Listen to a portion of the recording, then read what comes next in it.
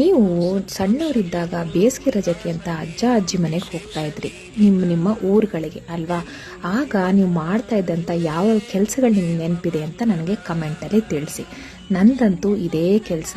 ನಮ್ಮದು ಮಲೆನಾಡಾಗಿದ್ದರಿಂದ ಈ ಒಂದು ಗೇರು ಹಣ್ಣು ಸಿಕ್ಕಾಪಟ್ಟೆ ಬಿಡ್ತಿತ್ತು ಬೇಸಿಗೆ ರಜದ ಟೈಮ್ನಲ್ಲಿ.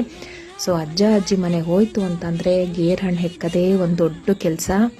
ಅದರಲ್ಲೂ ಜೊತೆಯಲ್ಲಿದ್ದವ್ರಿಗಿಂತ ನಮಗೆ ಜಾಸ್ತಿ ಸಿಗಬೇಕು ಅನ್ನೋ ಒಂಥರ ಹುಚ್ಚು ಆಸೆ ಬೇರೆ.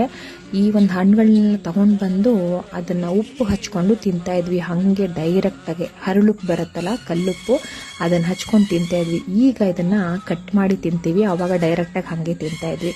ಇದು ನಿಜವಾಗ್ಲೂ ಎಷ್ಟು ಒಂದು ಆರೋಗ್ಯಕ್ಕೆ ಒಳ್ಳೆಯದು ಅಂದರೆ, ನಮಗೆ ಆರೋಗ್ಯದ ಬಗ್ಗೆ ಕಾಳಜಿ ಇಲ್ಲದೇ ಇರೋವಂಥ ಟೈಮಲ್ಲಿ ಇದನ್ನು ನಾವು ತಿಂತಾಯಿದ್ವಿ, ಎಂಜಾಯ್ ಮಾಡ್ತಾಯಿದ್ವಿ.